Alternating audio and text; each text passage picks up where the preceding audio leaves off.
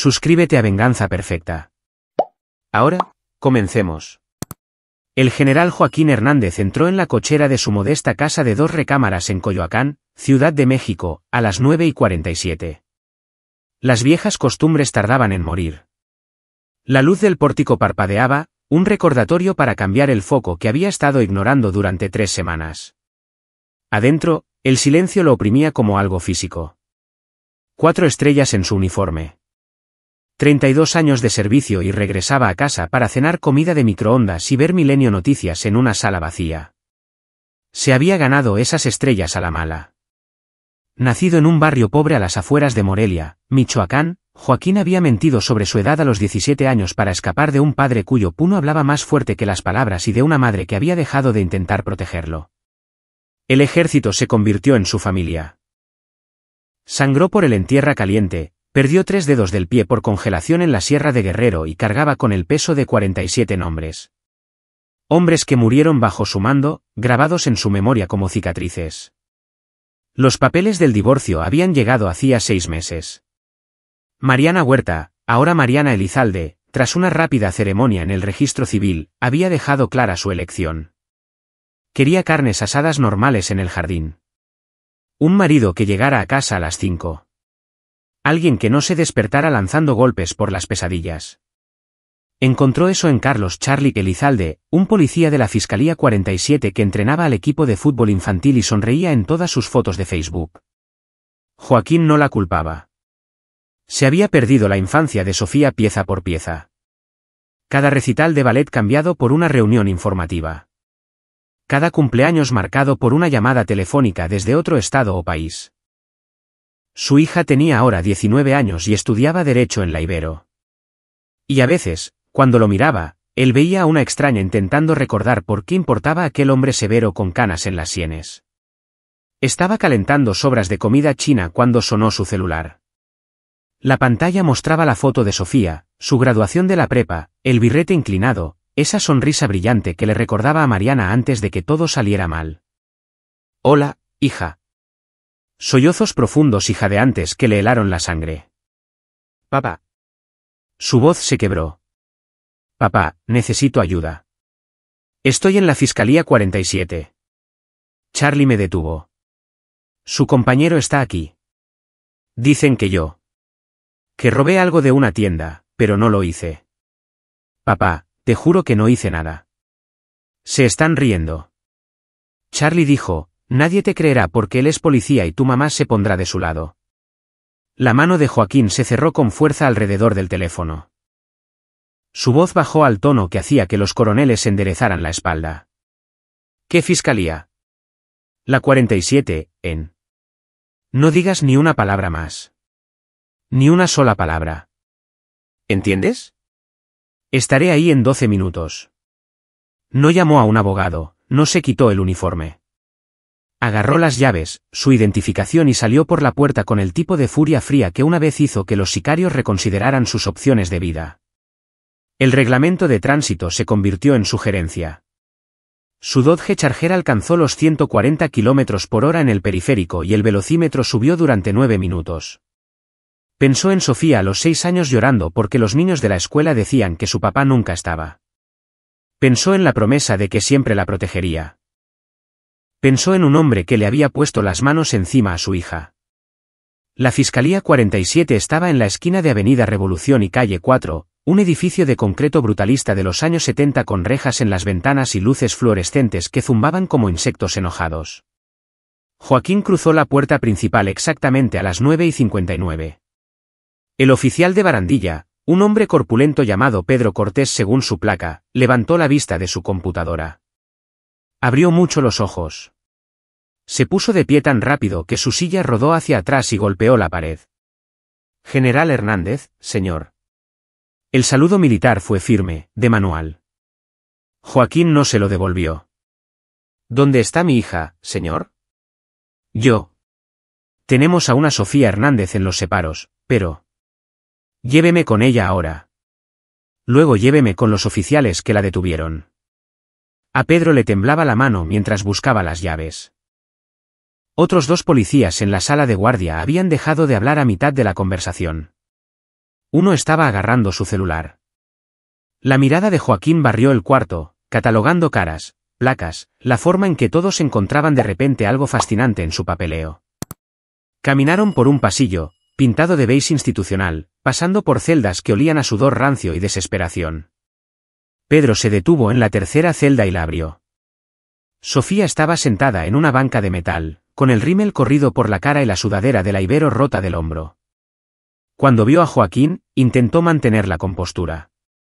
Falló. «Papá». Él entró, se arrodilló y le examinó la cara con la precisión clínica de quien ha visto las secuelas de un interrogatorio. «¿Te lastimaron?» «No, pero ellos». Charlie me agarró del brazo muy fuerte cuando me metió a la patrulla. Dijo que estaba haciendo un escándalo, que estaba avergonzando a mamá, que ya hablaríamos luego. Joaquín se levantó y se volvió hacia Pedro. Los oficiales que la detuvieron. Ahora. Los encontraron en el comedor. Carlos Elizalde estaba recargado en la barra, café en mano, riéndose de algo en su celular. Su compañero, Daniel Dani García, se estaba comiendo una torta. Ambos llevaban sus uniformes con la arrogancia casual de hombres que nunca han sido desafiados. Carlos levantó la vista, vio a Joaquín y su sonrisa vaciló.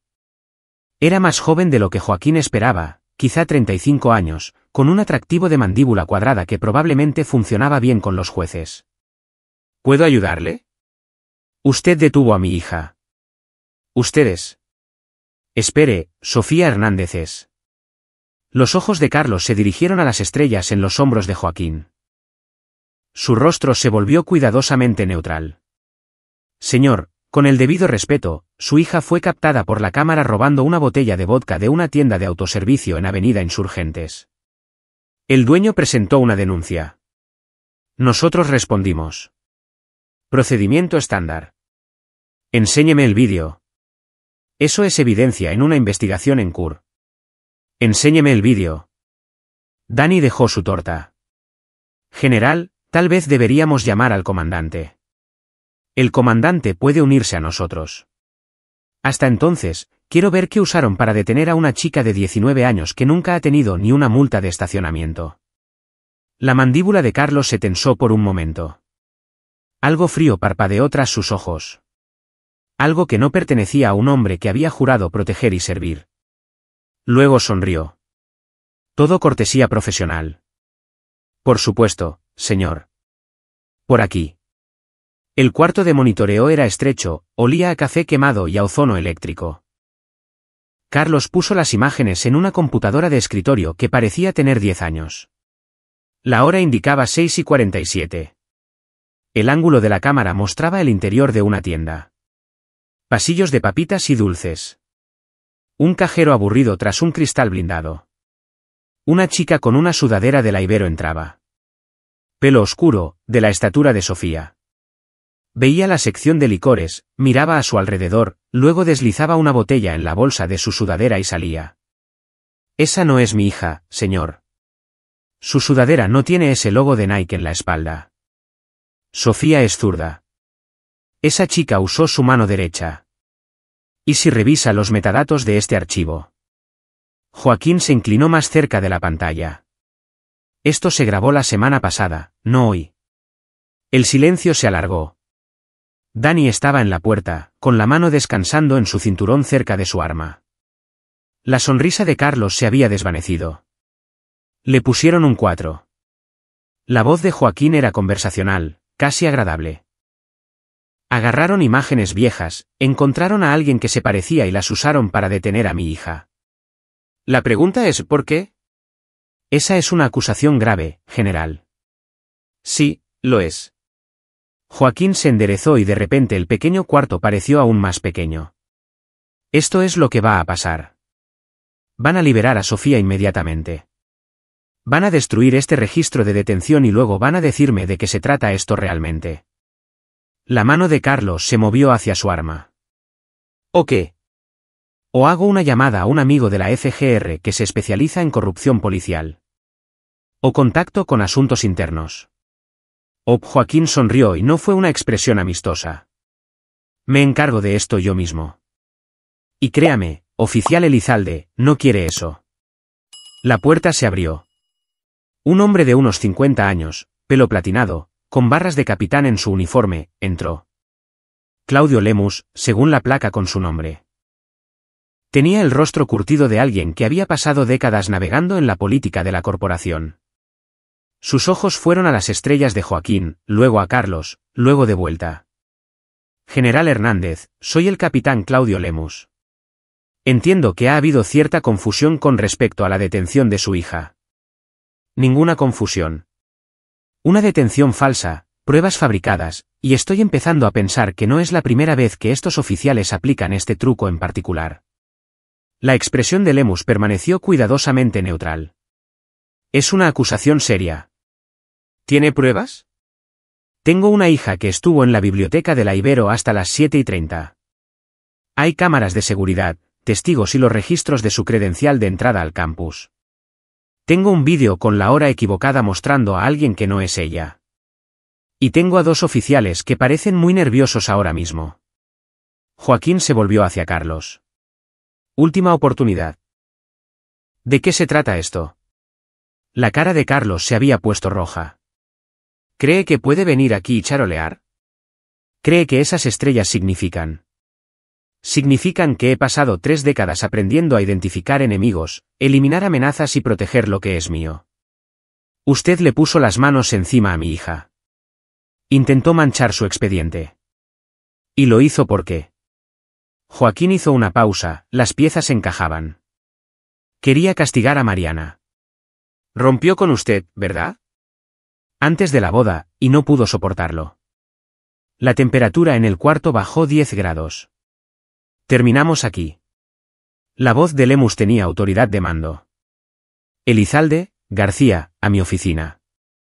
General Hernández, su hija es libre de irse.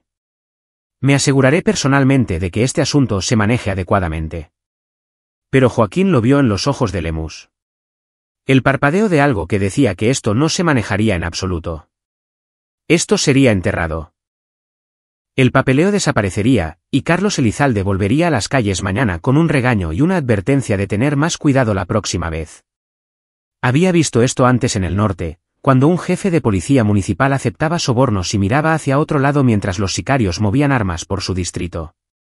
La misma podredumbre, diferente uniforme. Capitán Lemus, dijo Joaquín en voz baja, debes saber que guardo registros detallados. Lo documento todo. ¿Y si algo le pasa a mi hija, si la paran por una luz trasera rota, si de repente desarrolla un problema de drogas que no existía antes, si tiene algún accidente desafortunado, quemaré esta fiscalía hasta los cimientos? Salió sin esperar respuesta. Sofía estuvo en silencio durante el viaje a casa. Estaba sentada abrazándose a sí misma, mirando por la ventana a las farolas que convertían la ciudad en sombras ámbar. Finalmente, cuando entraron en su calle, habló. Mamá llamó. Dijo que yo estaba mintiendo. Dijo que Charlie no haría algo así, que debía haber hecho algo para provocarlo. Su voz se quebró. Ella lo eligió a él antes que a mí. Joaquín paró el auto y puso el freno.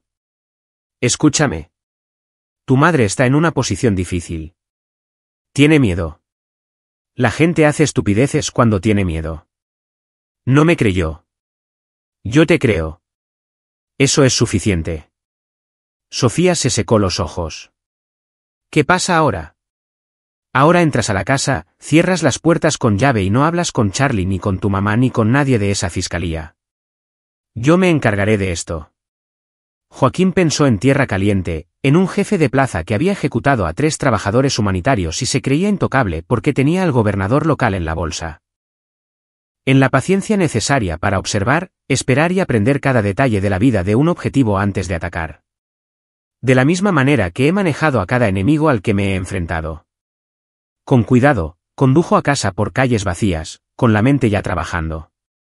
Carlos Elizalde no era solo un mal policía. Era un síntoma de algo más grande. La forma en que Dani se había colocado cerca de su arma. La forma en que el capitán Lemus había intervenido tan rápido. La forma en que nadie en esa sala de guardia había mirado a los ojos a Joaquín. Esto era organizado, sistemático. De vuelta en su despacho, Joaquín sacó un cuaderno, papel real, no digital, porque el papel no podía ser hackeado, y comenzó a escribir nombres, cronología, cada detalle que podía recordar. A las 2 horas, envió un correo electrónico seguro a Rogelio Valdés, un viejo amigo de sus días en el heroico colegio militar que ahora trabajaba como investigador para asuntos internos. La respuesta llegó 15 minutos después. 3 palabras: llámame. Línea segura. Joaquín marcó el número de memoria. Joaquín.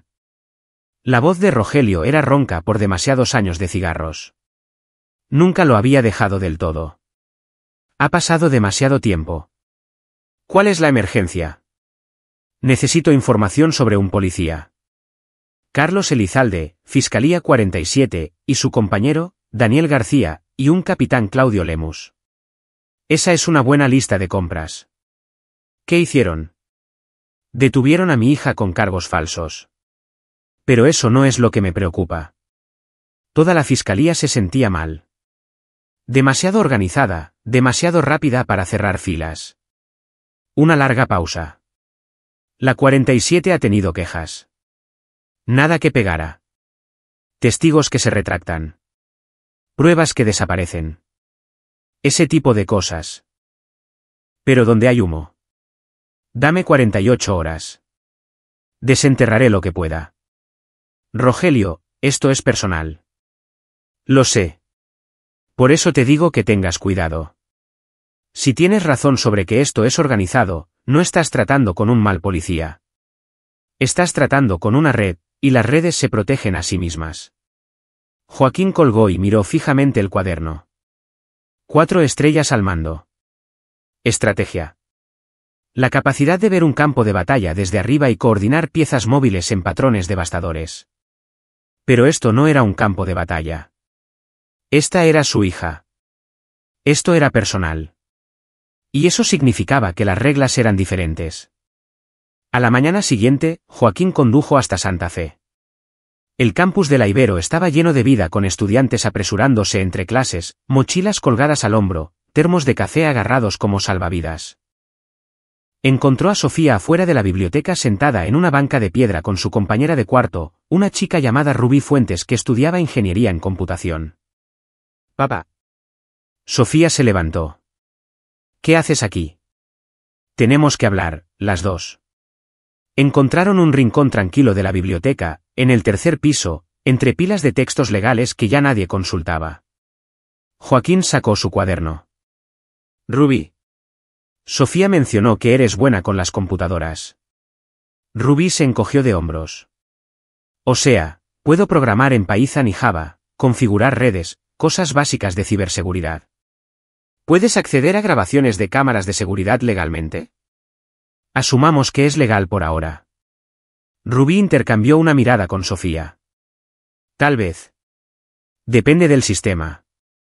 La mayoría de las tiendas usan configuraciones de VR baratas que son básicamente conectar y usar.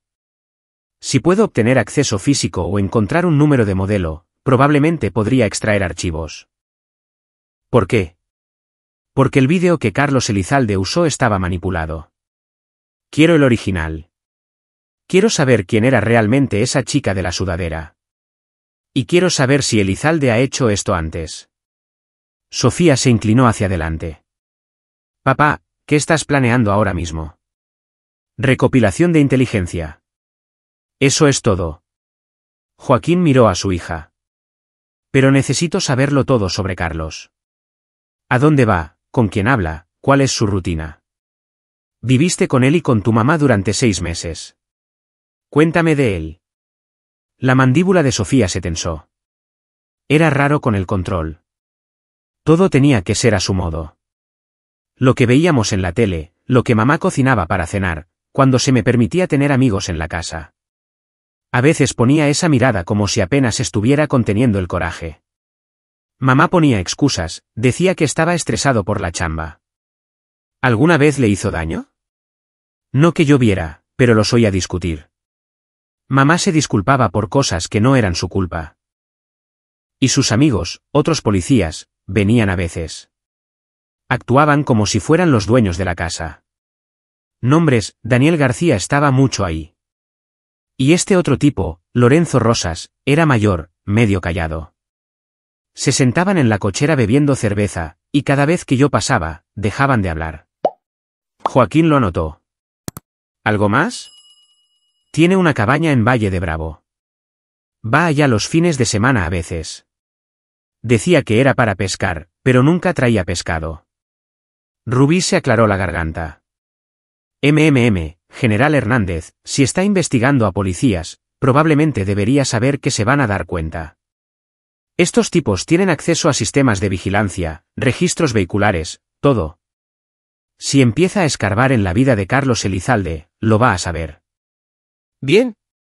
Joaquín sonrió con gravedad. Que lo sepa. Que se preocupe. La gente asustada comete errores. Sofía le agarró la mano. Papá, por favor, no hagas nada peligroso. No quiero que te lastimen por mi culpa. Hija, me han disparado personas que realmente intentaban matarme. Un policía sucio no me asusta. Le apretó la mano. Pero te necesito a salvo. Eso significa cero contacto con Carlos o tu mamá hasta que esto se resuelva. Quédate en el campus. Varía tu rutina. Y si algo se siente mal, llámame inmediatamente.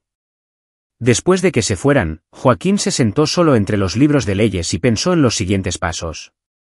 El enfoque directo, quejas oficiales, asuntos internos, periodicazos, alertaría a Elizalde y le daría tiempo para cubrir sus huellas.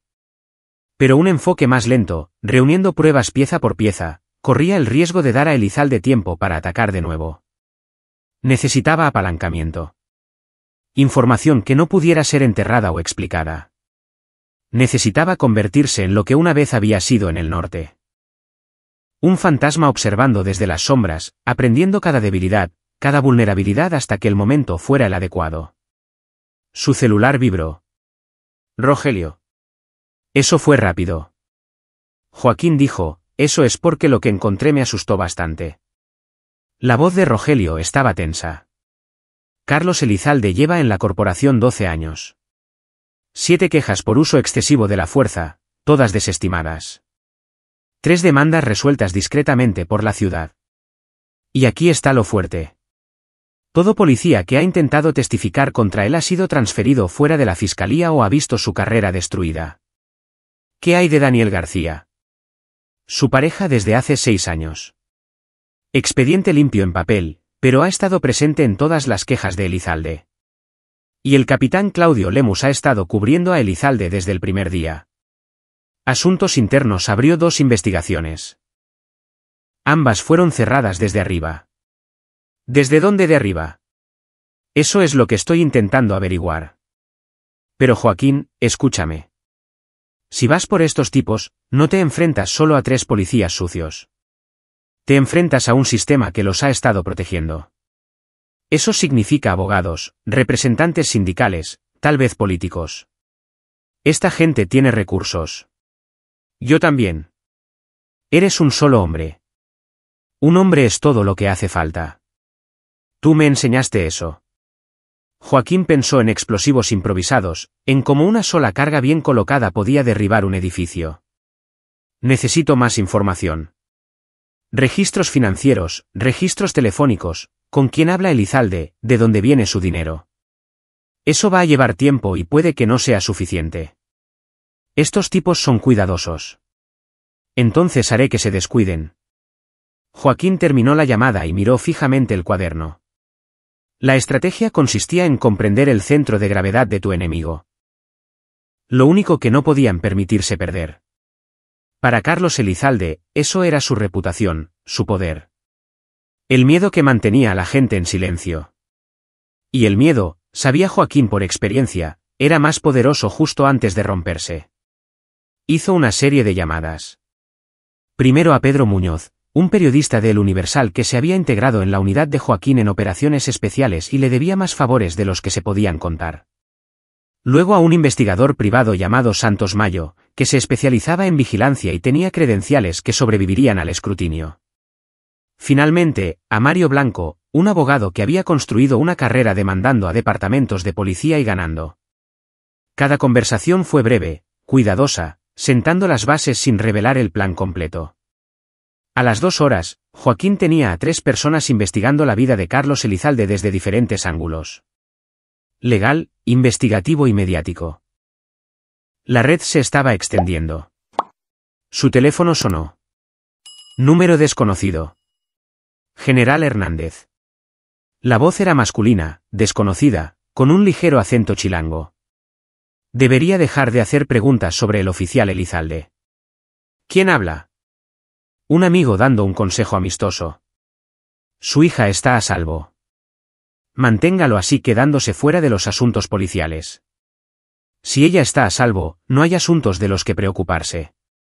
A menos que esté admitiendo que hay algo que ocultar. Los accidentes ocurren, general. La gente sale herida. Sería una lástima que le pasara algo a esa niña bonita suya. La línea se cortó. Joaquín se quedó muy quieto. La amenaza era explícita, grabada en su teléfono, rastreable si eran lo suficientemente estúpidos como para haber usado una línea de la fiscalía. Pero más importante aún, confirmaba lo que había sospechado. Elizalde no había actuado solo. Tenía respaldo, y estaban lo suficientemente preocupados como para amenazar a un general de división. Eso significaba que eran vulnerables. Joaquín llamó a Sofía. Cambio de planes. Te quedas conmigo hasta que esto termine. Papá, tengo clases. Tus profesores lo entenderán. Haz una maleta. Voy por ti. Condujo hasta Santa Fe con los ojos escaneando cada vehículo, cada cara, buscando patrones, colas, amenazas, viejos hábitos, el tipo que te mantenía vivo cuando todos te querían muerto. Pero esta vez, no eran sicarios en la sierra. Eran policías mexicanos dispuestos a hacer daño a una joven para proteger su corrupción. Eso, de alguna manera, se sentía peor. Sofía estaba esperando afuera de su edificio con una maleta deportiva. Rubí estaba a su lado, con la mochila de la laptop al hombro. Voy también, dijo Rubí antes de que Joaquín pudiera protestar. Si vas a investigar a estos tipos digitalmente, necesitas a alguien que sepa lo que está haciendo.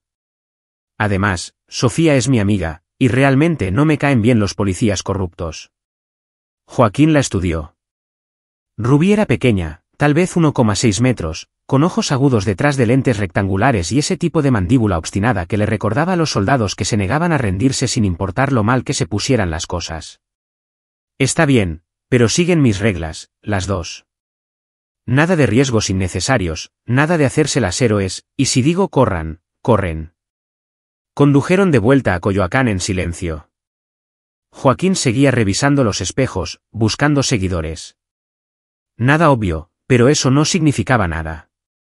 La buena vigilancia era invisible.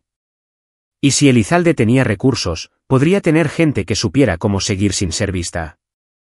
La casa se sentía diferente con 2 chicas de 19 años en ella. Más ruidosa, más viva. Sofía tomó su antigua recámara, sin cambios desde que se fue a la universidad. Pósters descoloridos de One Direction, un librero lleno de novelas de Harry Potter, trofeos de fútbol acumulando polvo.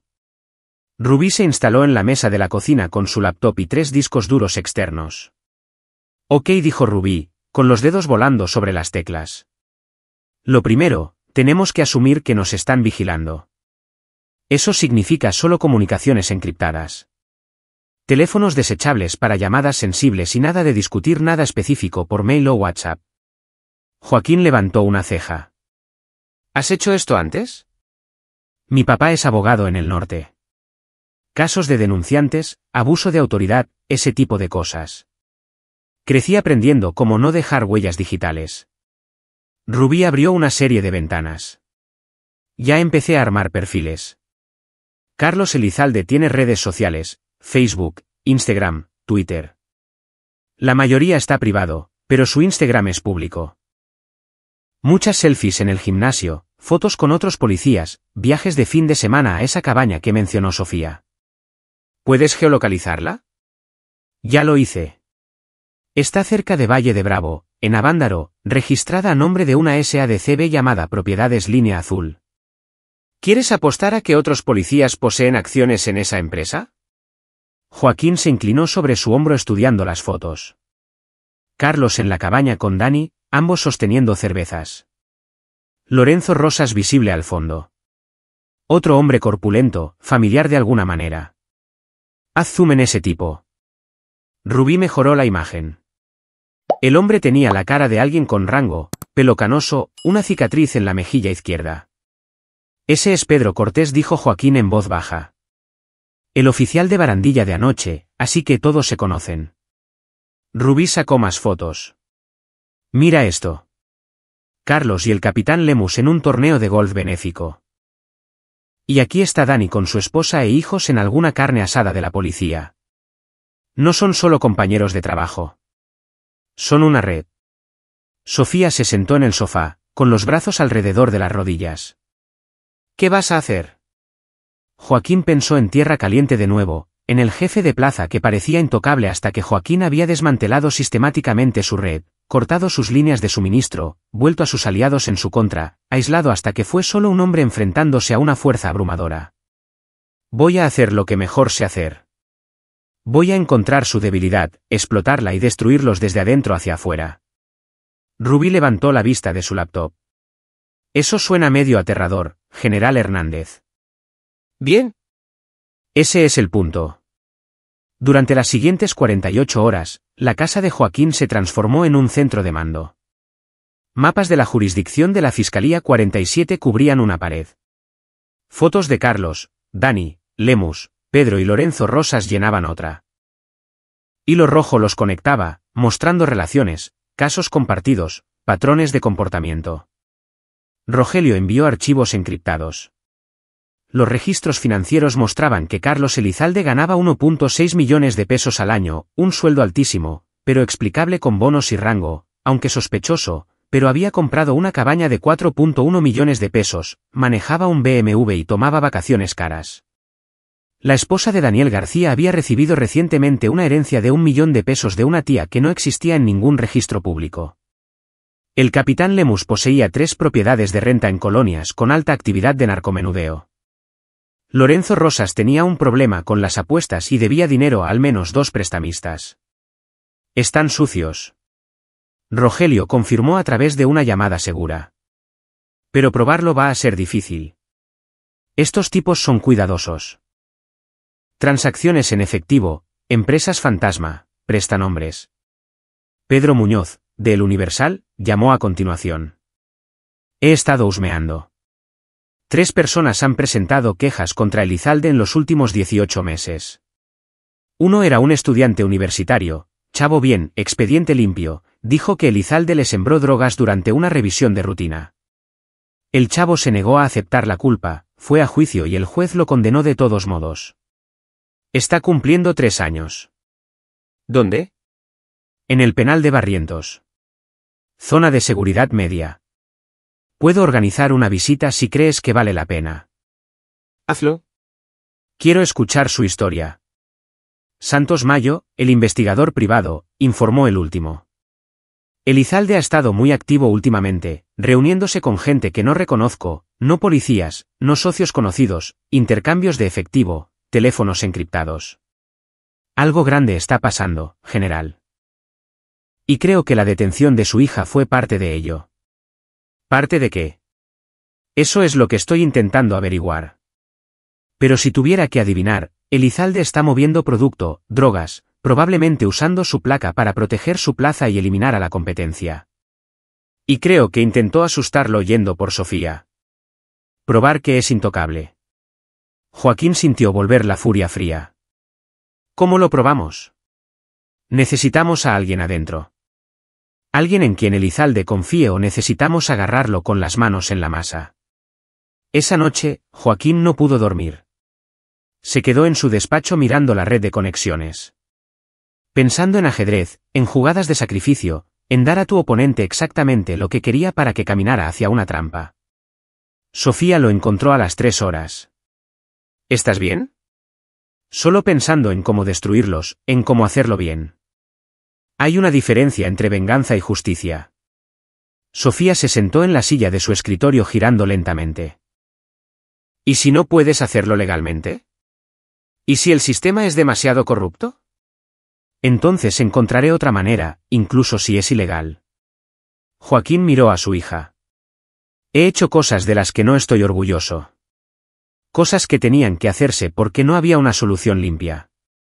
Pero cada vez me aseguré de que podía vivir con las consecuencias. Esa es la diferencia entre ellos y yo. Conozco el peso de lo que hago. No quiero que vayas a la cárcel por mi culpa. No lo haré porque soy más inteligente que ellos, y soy más paciente.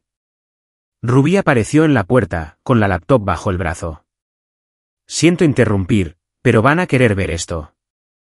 Entré en el correo de Carlos. No pregunten cómo. Negación plausible y todo eso.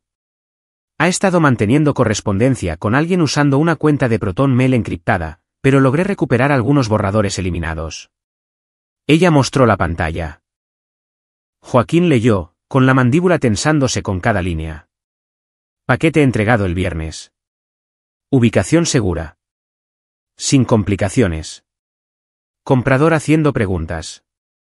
Necesito confirmar fiabilidad. Problema resuelto.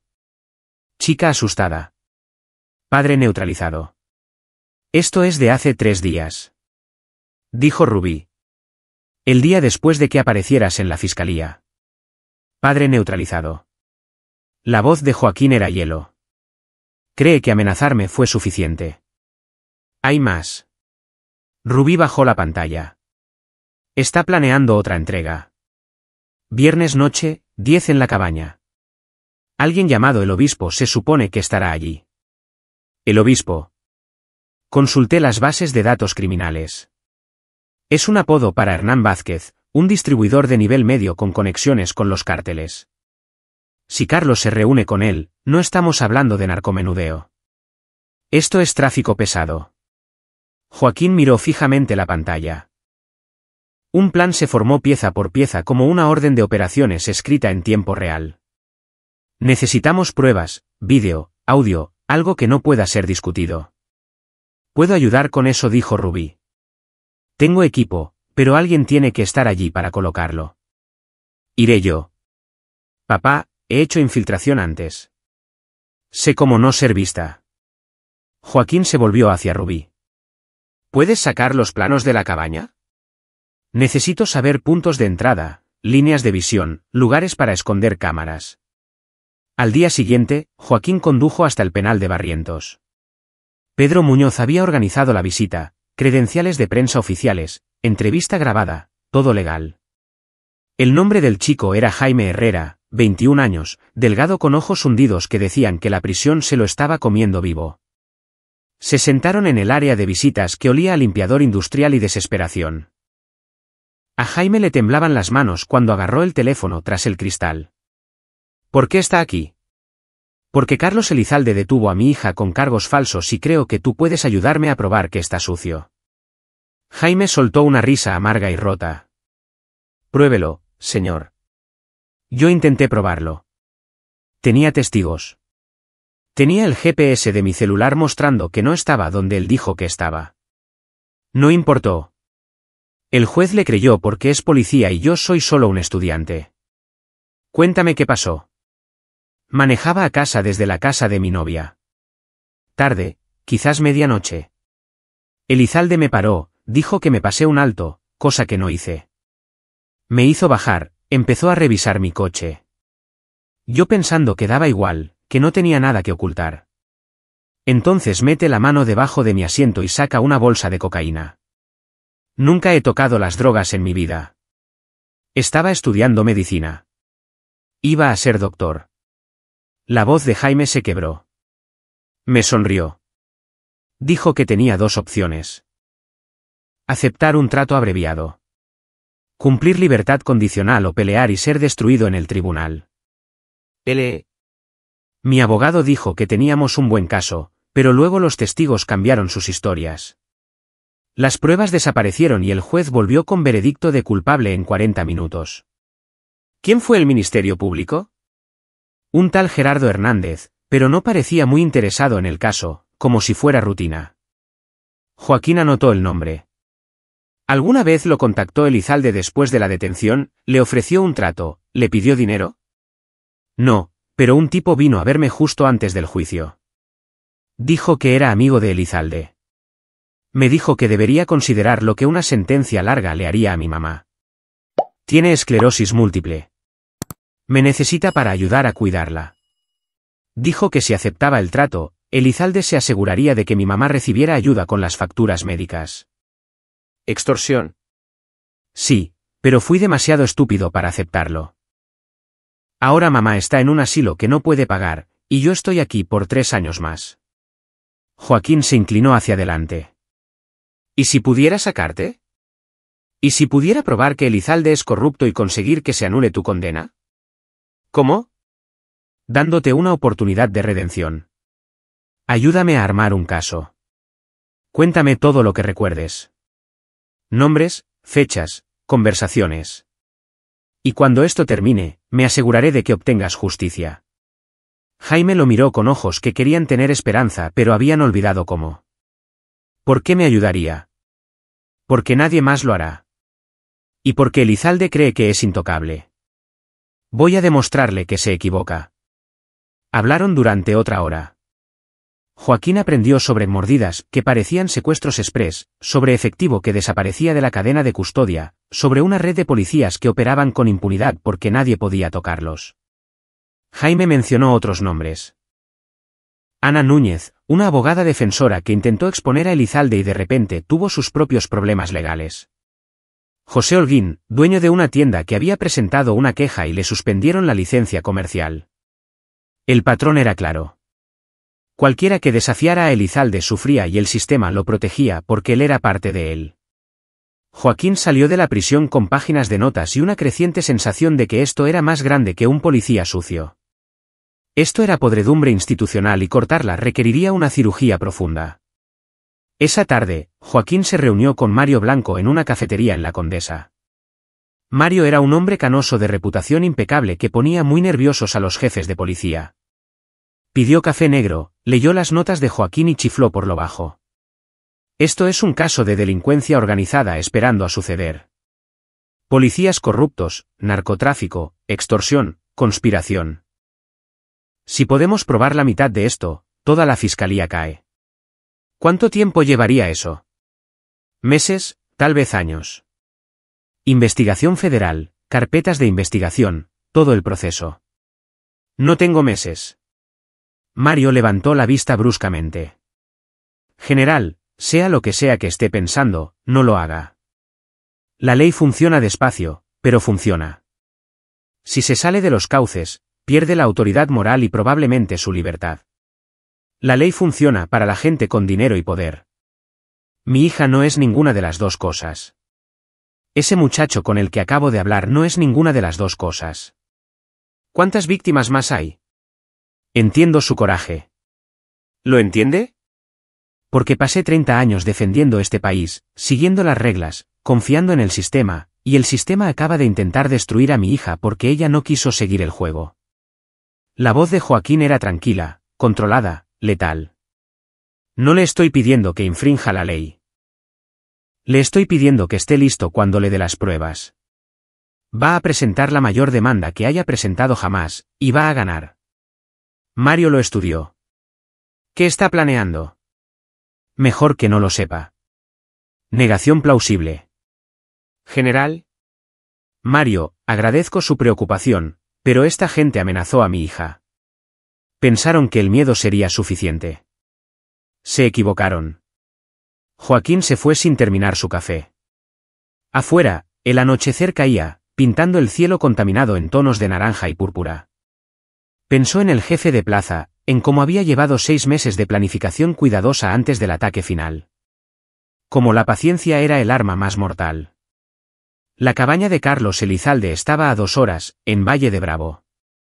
Joaquín había estudiado los planos, las imágenes satelitales, el terreno. Conocía cada aproximación, cada salida, cada escondite. Rubí le había proporcionado el equipo, cámaras miniatura, micrófonos ocultos, un servidor portátil para capturar y encriptar todos los datos. El viernes por la noche era en 3 días. Eso le daba tiempo para explorar, colocar el equipo y prepararse para lo que pasara. Sofía lo cachó mientras cargaba el equipo en su camioneta. ¿Vas a la cabaña? Solo reconocimiento. No me mientas. Ya no soy una niña. Joaquín hizo una pausa. Tenía razón. Sofía no era la niña con tacos de fútbol que había llorado cuando se perdió su cumpleaños. Era una mujer joven que había sido detenida, amenazada, traicionada por su madre y que ahora veía a su padre prepararse para la guerra. Voy a reunir evidencia. Si Elizalde se reúne con un narco, voy a grabarlo. Eso es todo. ¿Y si algo sale mal? No saldrá mal. Papá. Sofía. Le puso las manos en los hombros. Sé lo que estoy haciendo. Para esto me entrené. Confía en mí. Ella lo abrazó fuerte. Regresa con bien, siempre. Siempre lo hago. El viaje a Valle fue silencioso. Joaquín mantuvo el radio apagado, su mente centrada en la misión por delante. La cabaña estaba en una zona remota de Avándaro, rodeada de bosque, accesible solo por un único camino de terracería, perfecto para la privacidad, perfecto para la actividad criminal y perfecto para la vigilancia. Estacionó a 5 kilómetros de distancia, caminó por el bosque con una mochila llena de equipo. La noche era fría, clara, las estrellas visibles a través de los pinos. Se movió en silencio, evitando senderos, usando el terreno para mantenerse oculto.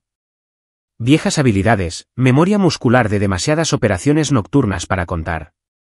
La cabaña apareció a través de los árboles a las 2 de la madrugada y 30. Luces apagadas, ningún vehículo visible. Joaquín rodeó ampliamente, confirmando que no había cámaras de seguridad, ni sensores de movimiento, ni perros. O Elizalde era confiado o estúpido, probablemente ambas cosas. Colocó la primera cámara en un árbol con una vista clara de la entrada principal, la segunda en un cobertizo cerca de la puerta trasera, la tercera bajo los aleros apuntando al camino de entrada.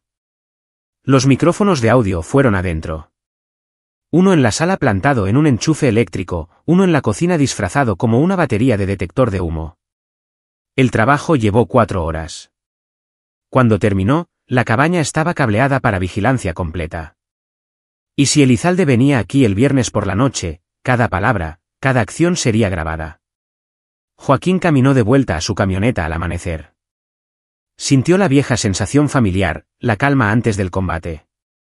La certeza que venía de una buena planificación y una preparación exhaustiva. Carlos Elizalde pensaba que estaba a salvo. Pensaba que amenazar a un general sería suficiente. Pensaba que el sistema lo protegería. Estaba equivocado en todos los aspectos. Y para el viernes por la noche, sabría exactamente cuán equivocado estaba. De vuelta en casa, Rubí tenía el servidor funcionando. Las transmisiones de la cabaña llegaban claras. Habitaciones vacías, bosques silenciosos, nada moviéndose excepto la fauna ocasional. Ella había configurado la detección de movimiento, activadores de audio, todo automatizado para capturar cualquier actividad. Esto es equipo de grado militar, dijo Rubí, impresionada. ¿De dónde lo sacaste? No hagas preguntas que no quieras que te respondan. Sofía bajó las escaleras, con los ojos rojos de llorar. Mamá llamó. Dijo que estoy destrozando a la familia. Que Charlie es un buen hombre, y que solo estoy intentando causar problemas porque estoy celosa. Joaquín sintió subir el coraje como una ola. Mariana era cómplice o deliberadamente ciega. Ninguna opción era aceptable. Bloquea su número. Papá. Ella tomó su decisión. Lo eligió a él antes que a ti. Antes que a la verdad. Bloquea su número. Sofía, no necesitas ese veneno en tu vida. Pero es mi mamá. Y debió haberte protegido. No lo hizo. Eso es culpa suya. Al día siguiente, Pedro Muñoz publicó un artículo en El Universal. No sobre Elizalde específicamente. Eso sería demasiado pronto, revelaría sus cartas, sino sobre patrones de corrupción policial, sobre casos donde las pruebas eran cuestionables, sobre un sistema que protegía a los malos elementos. El caso de Jaime Herrera aparecía prominentemente, aunque no se usaron nombres reales, solo hechos presentados limpiamente, planteando preguntas incómodas. En cuestión de horas, sonó el celular de Joaquín. Número desconocido de nuevo. Está cometiendo un error, general. No creo que nos hayan presentado formalmente. Esta es su última advertencia. Déjelo. Ábrase o las cosas se pondrán mucho peor. ¿Para quién? Porque desde donde yo estoy, amenazar a un general de división en una línea grabada parece una mala decisión táctica. Silencio. Luego frío y duro. Viernes noche. Manténgase alejado de Valle de Bravo. No es una petición. La línea se cortó. Joaquín sonrió. Sabían que venía. Bien. Que sean paranoicos. Que se pregunten qué había encontrado, que sabía, que estaba planeando. El miedo era un arma, y él estaba a punto de volverla contra ellos con precisión quirúrgica. El jueves por la noche, Joaquín informó a su pequeño equipo, Rogelio, Pedro, Mario, Santos, en un chat de vídeo encriptado. El plan era simple.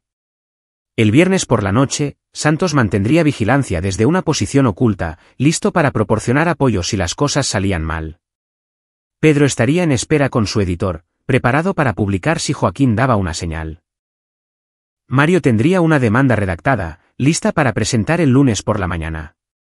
Y Rogelio coordinaría con contactos de la FGR, listos para moverse si las pruebas eran sólidas. Esto es arriesgado, advirtió Rogelio. Si Elizalde es listo, barrerá en busca de vigilancia. No lo será. Es arrogante. Esa es su debilidad. ¿Y si te encuentra? Entonces me encargo de ello. Pero no lo hará. El viernes llegó con cielos despejados y temperaturas bajando. Joaquín pasó el día preparándose, revisando el equipo, repasando mapas, repasando contingencias. Sofía lo miraba con ojos preocupados, pero no dijo nada. Rubí mantenía las transmisiones de vigilancia, asegurándose de que todo grababa correctamente. A las 6 horas, Joaquín cargó su camioneta. Ropa negra, lentes de visión nocturna, las cámaras y el equipo de audio, y por si acaso, una Sig Sauer P226 que había llevado a través de 2 guerras y nunca quiso usar en suelo mexicano. Si no he vuelto para las 8, le dijo a Sofía, llama a Rogelio. Él sabrá qué hacer. Por favor, ten cuidado. Siempre lo tengo. El viaje a Valle fue silencioso de nuevo. Joaquín llegó a su lugar de estacionamiento a las 8:30. Caminó en la oscuridad que se sentía como una vieja amiga dándole la bienvenida a casa. La cabaña tenía luces encendidas ahora, 2 vehículos en la entrada, el BMW de Elizalde y una Escalade negra con placas de Tamaulipas. Joaquín se acomodó en su posición de observación a 300 metros, visión nocturna activada, dispositivos de grabación funcionando. Las cámaras que colocó transmitían vídeo claro al servidor de Rubí. El audio llegaba nítido. A las 10:05, la puerta principal se abrió. Carlos Elizalde salió, seguido por Daniel García y un hombre que Joaquín no reconoció. Alto, norteño, traje caro. Hernán Vázquez, el obispo. Detrás de ellos, el capitán Lemus y Pedro Cortés emergieron, ambos cargando bolsas de deporte. La transmisión de audio captó su conversación. Te dije que era seguro, decía Elizalde.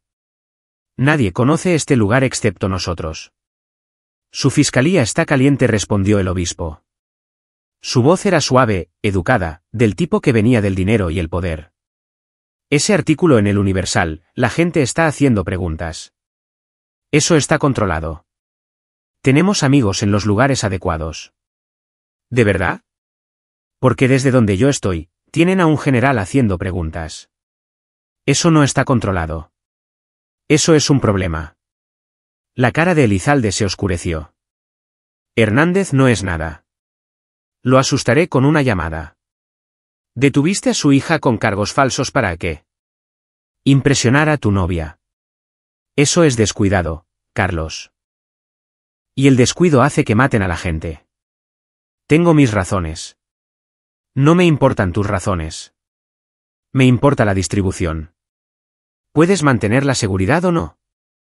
El capitán Lemus dio un paso adelante. Somos sólidos. La fiscalía está bajo control. Asuntos Internos no está haciendo preguntas.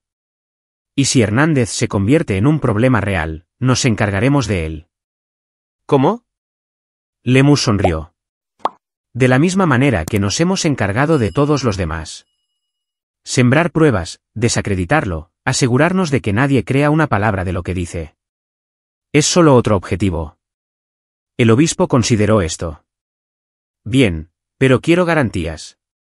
40 millones en productos se moverán por su territorio el mes que viene.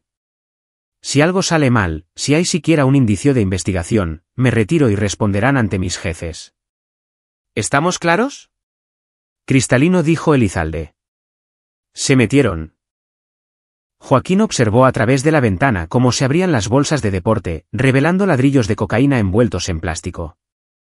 El efectivo cambió de manos. El capitán Lemus lo contó, asintió y todos se relajaron. Negocios como siempre para una fiscalía corrupta protegiendo una operación del narco. Joaquín lo grabó todo, cada cara, cada palabra, cada detalle incriminatorio. El servidor de Rubí lo estaba capturando todo, respaldado en múltiples ubicaciones encriptadas. A las 11:40, la reunión terminó. El obispo se fue primero, su escalade retumbando por el camino de terracería. Los policías se quedaron atrás, bebiendo cerveza, riéndose de lo fácil que era esto, de lo pendeja que era la gente por confiar en una placa. Joaquín esperó hasta la 1:00. Luego se movió, silencioso como el humo, revisando su equipo. Cada cámara seguía funcionando. Cada micrófono seguía transmitiendo. Nada dejado atrás excepto fantasmas y pruebas. Estaba a 1 kilómetro de distancia cuando su celular vibró. Mensaje de texto de Santos. Te están siguiendo. La sangre de Joaquín se enfrió. Aumentó el paso. No corriendo. Correr confirmaba la sospecha, pero moviéndose rápido a través de los árboles. Detrás de él, linternas cortaban la oscuridad. Voces gritando. Vi algo moverse. Revisen el perímetro. Lo sabían. De alguna manera lo sabían. Joaquín llegó a su camioneta, arrancó el motor y condujo. Los faros aparecieron en su retrovisor. El BMW de Elizalde moviéndose rápido. Encontraron su vehículo. Debieron haberlo vigilado, esperando a que volviera. La persecución estaba en marcha. Joaquín pisó a fondo el Charger, alcanzando los 130 km/h en las curvas peligrosas de valle. El BMW mantenía el ritmo. Detrás de él, otro vehículo, la pick-up de Daniel. Intentaban encerrarlo. Pensó en opciones. ¿Llevarlos de vuelta a la ciudad? No. Eso ponía a Sofía en riesgo. ¿Perderlos? Posible, pero difícil en carreteras desconocidas. ¿Quedarse y pelear? Último recurso. Tomó una curva cerrada, derrapó, recuperó el control. El BMW se retrasó ligeramente. Joaquín vio un camino vecinal, tomó una decisión en una fracción de segundo y dio el volantazo. El camino estaba apenas pavimentado, lleno de baches que llevaban más profundo en el bosque. El BMW siguió. Joaquín apagó sus faros, confiando en la memoria y el instinto, empujando el Charger a través de la oscuridad mientras los pinos se cerraban a ambos lados. Los faros del BMW quedaron más atrás. El conductor incapaz de igualar los nervios de Joaquín. 5 kilómetros después, Joaquín emergió en la carretera federal. Giró al sur, se mezcló con el escaso tráfico nocturno y desapareció. El BMW nunca reapareció, pero el mensaje estaba claro. Sabían que estaba investigando y estaban dispuestos a perseguirlo para detenerlo. Joaquín condujo directo. Llegando a casa a las 4:30, Sofía y Rubí estaban esperando, las transmisiones de vigilancia todavía funcionando en la laptop de Rubí. ¿Lo tienes?, preguntó Sofía. Cada palabra, cada cara, todo lo que necesitamos. Rubí sacó los archivos. Ya hice copias.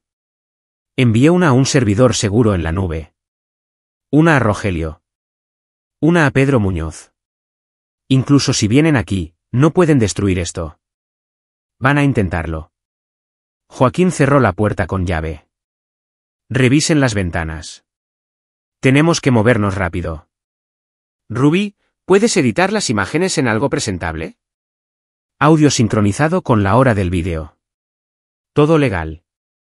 Sofía, Te vas a quedar con Rogelio hasta que esto termine. Nada de discusiones, papá. Me persiguieron esta noche. Eso significa que saben que soy una amenaza. Si no pueden llegar a mí, irán por ti. Rogelio tiene seguridad, recursos, protección. Estarás a salvo ahí. La cara de Sofía se arrugó. Lo siento mucho. Todo esto es culpa mía. No. Joaquín la atrajo en un abrazo. Esto es culpa de ellos. Son corruptos. Son criminales. Y han estado haciendo daño a la gente durante años. Tú solo eres la que me dio una razón para detenerlos finalmente. A las 9 horas, Rogelio llegó para recoger a Sofía. A las 10 horas, Rubí terminó de editar las imágenes en un vídeo completo que mostraba a Elizalde, Lemus, Cortés y García reuniéndose con un conocido narcotraficante, discutiendo la distribución, intercambiando efectivo por cocaína. Era devastador, irrefutable. A las 10 de la mañana y 30, Pedro Muñoz publicó el artículo. Corrupción en la 47, oficiales de policía captados en vídeo con el crimen organizado. El vídeo estaba incrustado. En una hora, tenía 100,000 visitas. En 3 horas, los noticieros nacionales lo estaban retomando. A las 12 horas, Mario Blanco presentó una demanda civil masiva contra Elizalde, García, Lemus, Cortés, la Fiscalía 47 y el gobierno de la ciudad. Detención ilegal, violaciones de derechos humanos, conspiración, delincuencia organizada. La demanda nombraba a Jaime Herrera, Sofía Hernández y otras 12 víctimas que habían dado un paso adelante tras el artículo inicial de Pedro. A las 2 horas, la FGR ejecutó órdenes de cateo en la cabaña, la fiscalía y las casas de los 4 oficiales. Los agentes federales invadieron la 47 como plaga, asegurando computadoras, archivos, pruebas. A las 4 horas, Carlos Elizalde, Daniel García, el capitán Claudio Lemus y Pedro Cortés fueron detenidos. Cargos federales, narcotráfico, delincuencia organizada, abuso de autoridad, manipulación de testigos y extorsión. Joaquín lo vio en las noticias desde su sala. Rubí a su lado, exhausta tras 36 horas sin dormir. En la pantalla, sacaban a Elizalde esposado de la fiscalía, con la cabeza baja, la misma arrogancia desaparecida. Lo hicimos, dijo Rubí en voz baja. Lo hicimos. Pero Joaquín sabía que no había terminado. Las detenciones eran solo el principio. Habría juicios, testimonios, amparos. Algunos oficiales llegarían a acuerdos, otros pelearían. La fiscalía sería investigada de arriba a abajo, y más corrupción saldría inevitablemente a la superficie. ¿Y Mariana? Mariana tendría que enfrentarse a lo que había ignorado, lo que había permitido al elegir creerle a un mal hombre sobre su propia hija. Su teléfono sonó. ¿Sofía? Papá, vi las noticias. Lo detuvieron. Sí. ¿Qué pasa ahora? Ahora enfrentan la justicia. Justicia real, no la que ellos controlaban. ¿Y mamá? Joaquín pensó en cómo responder a eso. Tu madre va a tener que decidir quién es.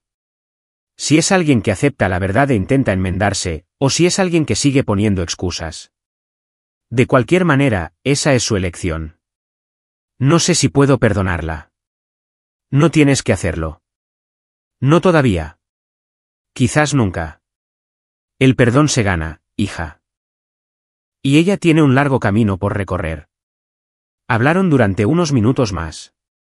Luego Joaquín terminó la llamada y se paró en su patio trasero, mirando su jardín, la barda que necesitaba pintura, la vida ordinaria que intentó construir tras 3 décadas de servicio. Pensó en Jaime Herrera, todavía en el penal, pero con una oportunidad real de exoneración ahora.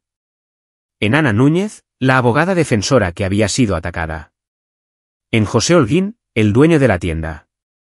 En todas las víctimas que se habían quedado en silencio porque pensaban que nadie les creería. Nadie lucharía por ellos. 4 estrellas significaban mando, significaban responsabilidad. Significaba usar el poder para la gente que no tenía ninguno. Y Joaquín Hernández acababa de recordarle a un sistema corrupto que el poder ejercido con justicia era el arma más peligrosa de todas. El juicio duró 8 meses. Joaquín testificó, al igual que Sofía, al igual que Jaime Herrera y otras 10 víctimas. La fiscalía presentó las pruebas de vídeo, los registros financieros, el patrón de corrupción que se remontaba a 12 años atrás. Los abogados defensores intentaron cada truco, atacaron la credibilidad, cuestionaron la cadena de custodia, sugirieron montaje, pero las pruebas eran abrumadoras. Carlos Elizalde fue sentenciado a 23 años en un cefereso. Daniel García recibió 18. El capitán Claudio Lemus obtuvo 25. Pedro Cortés, que aceptó testificar contra los otros, recibió 12 años y la inhabilitación permanente. La ciudad resolvió la demanda civil por 164 millones de pesos, repartidos entre las víctimas. Jaime Herrera fue liberado, su condena anulada, y fue aceptado en la Facultad de Medicina con una beca completa financiada por donantes que habían leído su historia. La Fiscalía 47 fue reestructurada, sus oficiales reasignados o despedidos tras una revisión exhaustiva. Hernán Vázquez, el obispo, fue detenido en Tamaulipas y enfrentaba cargos federales que podrían encerrarlo de por vida. En cuanto a Mariana, solicitó el divorcio de Carlos Elizalde 3 días después de su detención. Llamó a Sofía 6 meses después, con la voz temblorosa, pidiendo una oportunidad para explicarse, para disculparse, para intentar reconstruir lo que destruyó. Sofía escuchó y dijo que necesitaba tiempo, tal vez mucho tiempo. Mariana aceptó eso. Joaquín estaba en su despacho una fría noche de diciembre, mirando la pared donde la investigación había sido trazada. La había quitado hacía meses, pero a veces todavía podía verla. El hilo rojo conectando caras, el peso de las pruebas que habían derribado a hombres corruptos. Su teléfono sonó. Número desconocido. Casi no contesta, pero algo le hizo responder. General Hernández, soy Ana Núñez, la abogada. Me acuerdo. Quería darle las gracias. Debido a su investigación, el acoso en mi contra paró. Los cargos que me fabricaron fueron retirados. Estoy litigando de nuevo. Es bueno oír eso. Pero le llamo por otra razón. Hay otra fiscalía, la 23, en el Oriente, donde están pasando cosas similares. Denuncias que no van a ninguna parte, pruebas que desaparecen, oficiales que parecen intocables, y tengo clientes que están demasiado asustados para dar un paso adelante por lo que pasó la última vez. Joaquín se quedó callado un largo momento. Pensó en el retiro, en la vida pacífica que había planeado, en terminar finalmente con batallas y el peso del sufrimiento ajeno. Luego pensó en Sofía, en cómo un mal policía había intentado destruir su futuro, en Jaime Herrera pudriéndose en la cárcel por un crimen que no cometió, en todos los otros que habían sufrido en silencio porque a nadie con poder le importaba lo suficiente como para luchar. Mándeme lo que tenga, dijo Joaquín. Lo revisaré. Gracias, general. Gracias. Después de que ella colgó, Joaquín se quedó en la oscuridad de su despacho y sonrió con gravedad. Algunas personas se retiraban a jugar golf. Algunas personas pasaban sus años dorados descansando. Pero Joaquín Hernández había pasado 32 años aprendiendo a identificar enemigos y eliminar amenazas. Y si los policías corruptos pensaban que sus charolas los hacían intocables, estaban a punto de aprender una lección muy dolorosa. 4 estrellas significan mando. Y él apenas estaba empezando.